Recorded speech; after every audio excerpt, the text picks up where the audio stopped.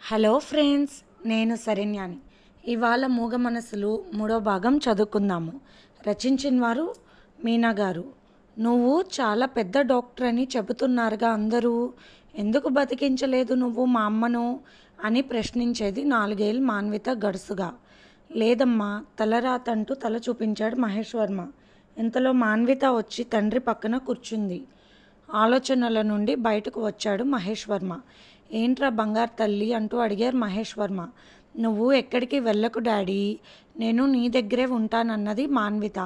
నేనెక్కడికి వెళ్తానురా, మరి హాస్పిటల్లో చాలామంది చిన్నపిల్లలు ఉన్నారు, వారికి నేను ఇంజెక్షన్ చేసి రావాలి కదా అన్నారు మహేష్ వర్మ గారు. అమ్మో, చిన్నపిల్లలకి ఇంజెక్షన్ ఎందుకు, ట్యాబ్లెట్స్ ఇవ్వాలి కానీ అన్నది మాన్విత భయంగా మొహం పెట్టి. శ్రీనాథ్ భోజనం చేసి లోపలికి వెళ్ళి పడుకున్నాడు. మా తమ్ముడు కొడుక్కి పుట్టినరోజు ఫంక్షన్ వెళ్ళాలి మనం అన్నది శాలిని. నేను రాలేను, నువ్వు వెళ్ళిరా అన్నాడు శ్రీనాథ్. ఒక్కరోజులోనే వచ్చేద్దాం రండి అన్నది శాలిని. నా మనసు ఏమీ బాగోలేదు శాలిని, దయచేసి సార్కి నువ్వు వెళ్ళిరా అని చెప్పాడు శ్రీనాథ్ వర్మ. ఏమొచ్చింది, అందరూ బాగానే ఉన్నాంగా, ఎవరో చచ్చినట్టు ఎందుకు ఈ దిగులు? మా బాబాయ్ గారు అబ్బాయిని చేసుకోమంటే చదువుకుని వెళ్ళి అక్కడ ఒకరిని ప్రేమించింది, తగుదునమ్మా అని అతని పెళ్ళాడింది. ఇలా జరిగింది, దానికి ఎవరేం చేస్తారు? అందుకని ఇక ఇంట్లో ఎవరు ఫంక్షన్కి వెళ్ళడం, సంతోషంగా ఉండడం చేయకూడదా అన్నది శాలిని కోపంగా.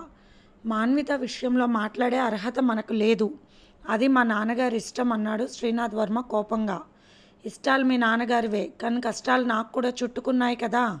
నిన్నటికి నిన్న ఆదివారం పిల్లలు బయటకు వెళ్దామా అమ్మా అన్నా కూడా బయటకు వెళ్ళే పరిస్థితి లేదు. ఇల్లంతా ఆడుతూ పాడుతూ ఆనందంగా తిరిగే పిల్లలు ఇంటి వాతావరణానికి బెంబులెత్తినట్టు అయిపోయారు. తల్లిగా నా బాధ నాకు ఉంటుందిగా అన్నది శాలిని కోపంగా. ఆ తల్లి మనసు నీకుంటే మాన్విత పట్ల ఇలా అమానుషంగా ప్రవర్తించవన్నాడు శ్రీనాథ్ వర్మ. ఒక పక్క దాని జీవితం అలా అయిపోయింది. నిన్నగాక మొన్న అది ఇంటికి వస్తే ఎందుకు చేస్తున్నావు నువ్వు ఇలా, అర్థం చేసుకోవా? ఎంతసేపు నన్ను నా పిల్లల్ని పట్టించుకోలేదని మాట్లాడుతున్నావు? నిన్నటి వరకు ఎంతో ఆనందంగా గడిపాము, కరెక్టే, కానీ ఒక కంట్లో నీరు కారుతూ ఉంటే ఇంకొక కన్ను ఆనందంగా ఎలా ఉంటుంది శాలిని అన్నాడు శ్రీనాథ్. మనసు లేనప్పుడు కొన్ని పనులు చెయ్యలేను కదా, కనీసం అర్థం కూడా చేసుకోలేవా అన్నాడు శ్రీనాథ్ వర్మ. అయినా మాన్విత అత్తగారి ఇంటికి వెళ్ళాలి కానీ ఇక్కడికి రావాల్సిన అవసరం ఏముంది అన్నది శాలిని కోపంగా. అవి మాట్లాడాల్సిన అవసరం అర్హత లేదు, మనకు లేవు. తన మానసిక పరిస్థితి ఇప్పుడు ఇలా ఉంది. ఎలా ఉంది తెలుస్తుందా? విషయం అర్థం చేసుకోకుండా మాట్లాడే నీలాంటి వాళ్ళతో ఇన్ని మాటలు మాట్లాడటం వ్యర్థం, అనవసరం అంటూ ఒక పక్కకు తిరిగి పడుకున్నాడు శ్రీనాథ్ వర్మ. డాడీ, తాతయ్య తీసుకొచ్చిన ఆ ఆంటీకి ఏమైంది అని అడిగాడు సూర్య. ఆంటీ కాదురా, అత్త అన్నాడు శ్రీనాథ్ వర్మ. అంటే అన్నాడు సూర్య. అంటే మాన్విత ఆంటీ నాకు చెల్లెలు, ఇదిగో ఈ ఆద్య నీకు చెల్లెలు కదా, అలాగే మాన్విత అత్త నాకు చెల్లెలు అని చెప్పాడు శ్రీనాథ్ వర్మ. మరి ఎందుకు అమ్మకు చాలా కోపంగా ఉంది అన్నాడు సూర్య. నీ చెల్లెలు నీ దగ్గరే ఉంది కదా నాన్న, మరి నా చెల్లి నా దగ్గరే ఉండాలి కదా అన్నాడు నవ్వుతూ శ్రీనాథ్ వర్మ. అవును, అలాగే ఉండాలి, మా బాబీ గారి చెల్లెలు కూడా వాడితోనే ఉంటుంది అన్నాడు అమాయకంగా సూర్య. కల్మషం లేని పసిపిల్లల మనసు కూడా భయపడేలాంటి పిచ్చి పనులు చేస్తే ఉంది శాలిని అని బాధపడ్డాడు శ్రీనాథ్ వర్మ. ఆ రోజు మాన్విత పుట్టినరోజు, అంబిక గారు మరణించిన రోజు. మహేష్ వర్మ గారు చాలా దిగులుగా ఉన్నారు. శ్రీనాథ్ వర్మ చెల్లెలకని చీర డిజైన్ బ్లౌజ్ తీసుకుని వచ్చాడు. అది ఖాతా షాప్ అవ్వడంతో ఎవరికైనా డ్రెస్ కొనాలని వెళ్తే వారికి తగ్గట్టుగా ఇచ్చేస్తారు అన్నీ. భర్త పోయిన అమ్మాయి బుద్ధుండక్కర్లే, శుక్రవారం పూట పిచ్చి దానికో వేలకో ఏమిటో ఇవి విపరీత పనులు అంటూ మనసులో తెగ చిరాకు పడిపోతుంది శాలిని. అర్జెంటుగా ఒక కేసు వచ్చేసరికి మహేష్ వర్మ గారు హడావుడిగా హాస్పిటల్కి వెళ్ళారు. శ్రీనాథ్ వర్మ చెల్లెల దగ్గరికి వెళ్ళారు. సిస్టర్, మాన్వికి చీర కట్టండి, ఈరోజు తన పుట్టినరోజు, ఎప్పుడు జరుపుకునే వాళ్ళం కూడా కాదు, కానీ కొత్త బట్టలు ఇవ్వడం అలవాటు అంటూ ఇచ్చాడు. ఈరోజే మా అమ్మగారు చనిపోయారు, అందుకే చెల్లాయి పుట్టినరోజు ఫంక్షన్ ఎప్పుడు జరుపుకోము అంటూ తల్లిని గుర్తు తెచ్చుకుని కన్నీళ్ళు పెట్టుకుని చెల్లెల్ని చూసి మనసు ద్రవించి అక్కడి నుంచి వెళ్ళిపోయాడు శ్రీనాథ్ వర్మ. ఇంతలో శ్రీనాథ్కి ఫోన్ వచ్చింది. అర్జెంటుగా బిజినెస్ పని మీద ఊరు వెళ్ళాలి, ఊరికి బయలుదేరాలి అని శాలినికి చెప్పాడు శ్రీనాథ్. అసలు మీ చెల్లెలు భర్త పోయి వచ్చింది, ఏ కార్యక్రమాలు చేయలేదు. ఆమెకు కొత్త చీర మీరు ఎలా తెచ్చారు? నేను సౌభాగ్యంగా ఉండాలని కోరుకుంటాను. మీరు ఇలాంటి పనులు చేస్తే ఎలా అంటూ కోపంగా అడిగింది శాలిని. అవన్నీ నాన్నగారికి చాలా చిరాకు. ఎప్పుడూ మాట్లాడకు. ఎన్నాళ్ళయింది ఇంట్లో కాపురానికి వచ్చి? ఈ ఇంటి పద్ధతులు తెలియవా? అలాంటి ఏ మూఢనమ్మకాలు నాన్నగారు పాటించరు. అలాంటివి ఎవరైనా అనుసరించినా ఆయనకు కోపం. చిన్నప్పటి నుంచి మేము అలాగే పెరిగాము. అలాంటి నమ్మకాలు మాపై రుద్దకు అంటూ కోపంగా అరిచాడు శ్రీనాథ్. భర్త ఊరు వెళ్ళడానికి జత బట్టలు సర్దింది శాలిని. శాలిని జాగ్రత్త, చెల్లెల్ని జాగ్రత్తగా చూసుకోండి అని చెప్పాడు శ్రీనాథ్ వర్మ. రేపు సాయంత్రానికి వచ్చేస్తారుగా, ఇంతలోని ఇన్ని జాగ్రత్తలా అంటూ నవ్వింది శాలిని. నాన్నగారు అర్జెంట్ కేసు ఉండి వెళ్ళారు సిస్టర్, చెల్లి జాగ్రత్త అని చెప్పాడు నందినికి. అలాగే కవితకు కూడా చెప్పాడు శ్రీనాథ్ వర్మ. వాళ్ళకు చెప్పేసరికి విపరీతమైన కోపం వచ్చింది శాలినికి. అంటే నాపై నమ్మకం లేదా ఈ మనిషికి? నమ్మనప్పుడు మనం కూడా అలాగే ఉంటే పోలా అనుకుంది కోపంగా శాలిని. వెంటనే వంటింట్లోకి వెళ్ళింది. కవిత ఏదో వంట చేస్తుంది. నందిని వచ్చి కాస్త టీ పెట్టివ్వు కవిత అని చెప్పి వెళ్ళింది. కవిత టీ పెడుతుంది. కవిత, మా ఆడబొడుచు పుట్టినరోజు, కనీసం మాకెవరికైనా స్వీట్స్ పెట్టాలని ఉంది, వెళ్ళి తీసుకురావా పక్క షాప్లో అని చెప్పింది శాలిని. అలాగేనమ్మా, టీ ఇచ్చి వెళ్తానన్నది కవిత. సరే అవి తీసుకో, ఈలోపు నేను ఈ కప్పులో వేస్తాను టీ అన్నది శాలిని. అలాగే కవర్ తీసుకురావడానికి లోపలికి వెళ్ళింది కవిత. శాలిని మత్తు బిళ్ళలు 2 టీలో వేసింది కనపడకుండా. ఆ టీ కప్పులో తీపి సిస్టర్కి ఇచ్చి చెప్పి వెళ్ళిపోయింది కవిత. మర్చిపోయి మెడిసిన్ కూడా తీసుకురా, నాకు బాగా తలనొప్పిగా ఉంది అన్నది శాలిని. అది వేరే వైపు కదమ్మా అన్నది కవిత. వంట కొద్దిగా లేట్ అవుతుంది అంతే కదా, త్వరగా వచ్చే అంటూ పంపించింది శాలిని. టీ తాగిన నందినికి ఏదో మత్తుగా అనిపించి పడుకుంది. అప్పటికి మాన్వితకు చీర కట్టి రెడీ చేసింది అందంగా. మాన్విత అద్దంలో చూసుకుంటూ చాలా బాగుంది డ్రెస్ అని, మురళికి బాగా నచ్చుతుంది డ్రెస్ అనుకుంది. ఈలోపు శాలిని లోపలికి వచ్చింది. ఏంటి ఈరోజు నువ్వు చీర కట్టుకోకూడదు కదా అంటూ చీర చకచక తీసేసింది నవ్వుతూ. మీ డాడీ వస్తానన్నారు, నిన్నిటి వైపు రమ్మన్నారంటూ రోడ్డు వెనుకున్న ద్వారాన్ని తెరిచి వెళ్ళమంది శాలిని. నేను వెళ్ళను, నాన్నగారు వస్తారు, నాకు భయం అన్నది మాన్విత. లేదు, నాన్నగారు కారు తీసుకుని వస్తానన్నారు కదా, నువ్వు ముందు పద, నేను పిల్లల్ని తీసుకువస్తాను నీ వెనక్కే అన్నది శాలిని నవ్వుతూ. చిన్నగా మాన్వితను డోర్ బయటకు పంపి తలుపులు వేసి తాళాలు వేసి కామ్గా ఆ తాళం కూడా దాచేసింది మెదలకుండా. ముందే హాస్పిటల్లో సిస్టర్కి ఫోన్ చేసింది శాలిని. ఏదో అర్జెంట్ కేసు వస్తే కరెంట్ ట్రీట్మెంట్ ఇస్తున్నారు, ఇప్పుడు అవ్వదు సార్ పని అని చెప్పింది సిస్టర్.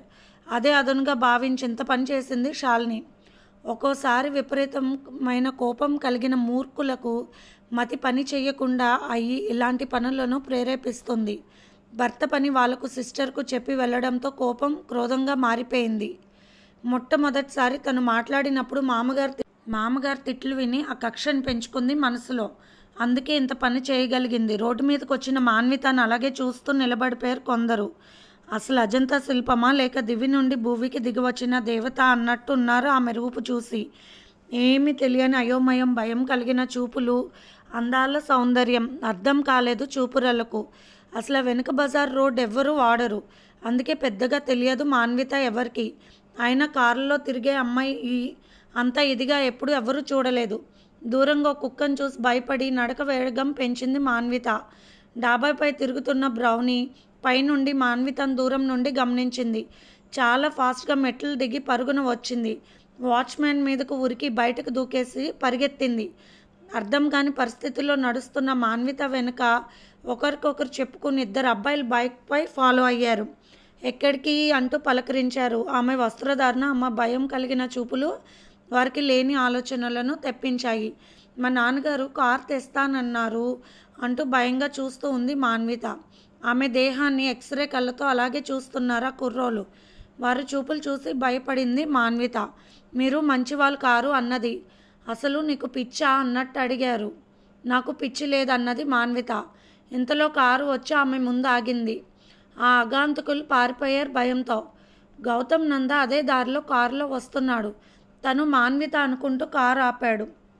నాన్నగారు తీసుకురమ్మన్నారు మాన్విత అని చెప్పాడు గౌతమ్ నంద. పేరు పెట్టి పిలవగానే గౌతమ్ నంద ముఖం వైపు చూసింది మాన్విత. పర్వాలేదు అనుకునే లోపే బ్రౌని పరుగున వచ్చింది.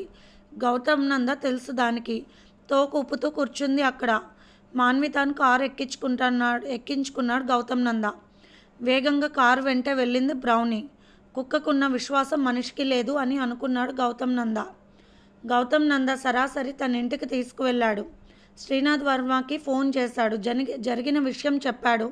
మీ దగ్గరే ఉంచండి, నేను వస్తున్నానని చెప్పాడు శ్రీనాథ్ వర్మ. శ్రీనాథ్ వర్మకు కోపం కట్టలు తెంచుకుంది. నేను అనుకుంటానే ఉన్నాను, మూర్ఖురాలు ఏదో ఒకటి చేస్తుందని. అసలు ఇలా ఎలా చేయగలిగింది? ఎందుకు ఇలా మారిపోయింది? ఒక మనిషి కష్టకాలం ఎదుట మనిషికి ఇలాంటి దుర్మార్గాలు నేర్పుతుందా? మహేష్ వర్మ గారికి కూడా ఫోన్ చేశాడు గౌతమ్ నంద. చెప్పులు లేకుండా నడవడం వలన మాన్వితకు కాళ్ళల్లో రాళ్ళు గుచ్చుకున్నాయి. వాటిని తీద్దామని ప్రయత్నించినా వినలేదు మాన్విత.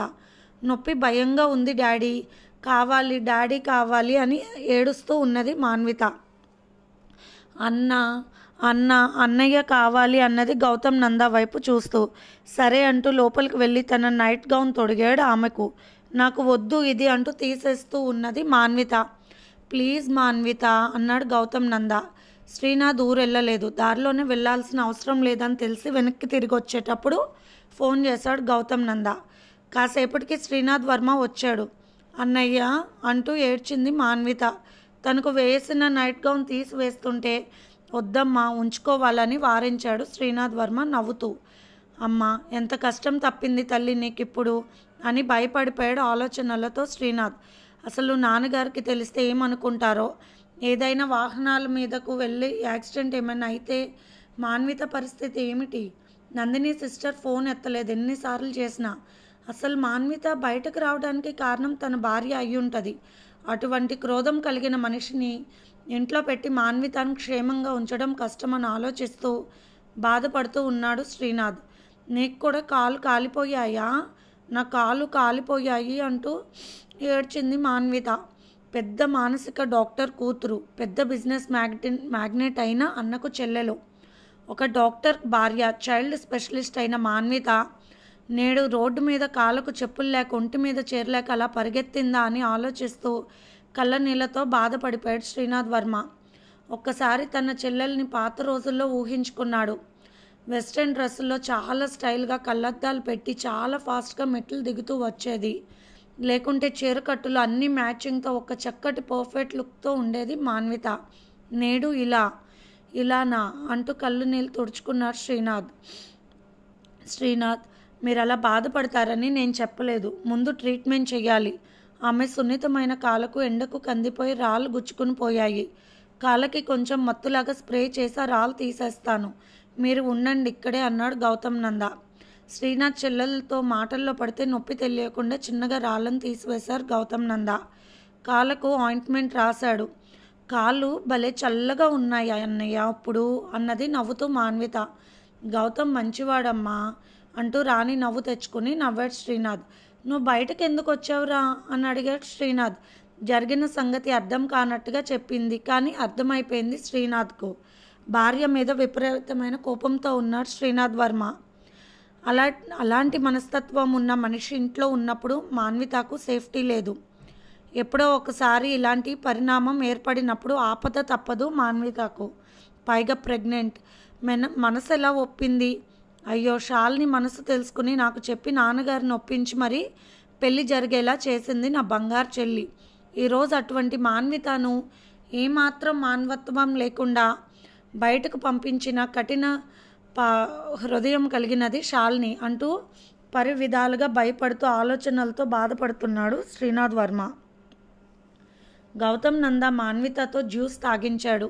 ఈలోపు మహేష్ వర్మ గారు ఫోన్ చేశారు. శ్రీనాథ్ వర్మ మాట్లాడాడు. అంతా పర్వాలేదు కదా, కొద్దిగా కష్టమైన కేసు, అందుకే రాలేకపోయానని చెప్పారు మహేష్ వర్మ గారు బాధపడుతూ. శ్రీనాథ్ వర్మ బాధగా ఆలోచిస్తూ కూర్చున్నాడు చెల్లెల దగ్గర. గుమస్తా ఫోన్ చేశాడు. ఏదో ఒకటి చెయ్యండి అంటూ విసుగ్గా ఫోన్ పెట్టేశాడు శ్రీనాథ్. నాన్నగారికి పంచప్రాణాలు మాన్విత అంటే. కనీసం మళ్ళీ పెళ్లి చేసుకోమని అందరూ బతిమాలినా నాన్నగారు పెళ్లి చేసుకోకుండా మా ఇద్దరిని ఎంతో చక్కగా జాగ్రత్తగా పెంచుకొని వచ్చారు. ఈరోజు పరిస్థితి ఏం జరిగేది? చెల్లెలు తల నిమురుతూ ఆలోచనలో పడ్డాడు శ్రీనాథ్. అన్న చెయ్యి తగిలేక నిద్రపోయింది మాన్విత. రక్త సంబంధానికి అంత బలం ఉంది మరి. అంతే బాధ్యతలో ఉండాలి తను.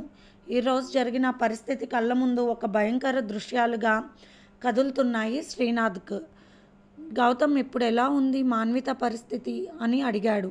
తను ఒక 10 ఏళ్ళు పాపాయిలాగానే ఉంది మానసికంగా. కానీ భర్త పేరుని మాత్రం తలుచుకుంటూ ఉంటుంది. ఒక్కసారి మీ ఫ్యామిలీ ఫోటో ఆల్బమ్స్ చూపిస్తే ఆమె పరిస్థితి ఎలా ఉంటుందో గమనించాలి. ఇప్పుడు మెడిసిన్ ద్వారా చేసే ట్రీట్మెంట్ ఏది ఆమెకు పనికిరాదు. మానసికంగా ఏదో పెద్ద షాక్ తగిలింది ఆమెకు.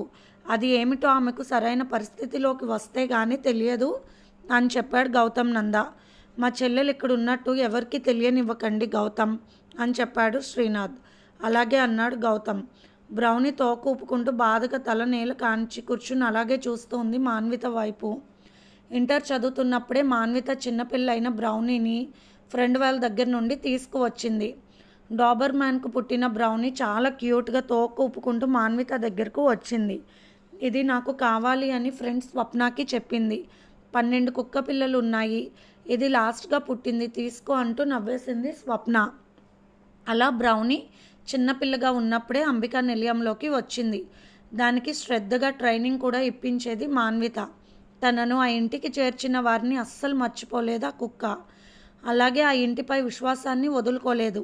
నాకు కొద్దిగా పని ఉంది, నేను ఇంటికి వెళ్ళొస్తాను గౌతమ్ అని చెప్పి బయటకు వెళ్ళాడు శ్రీనాథ్. మహేష్ వర్మ గారికి ఫోన్ చేశాడు శ్రీనాథ్.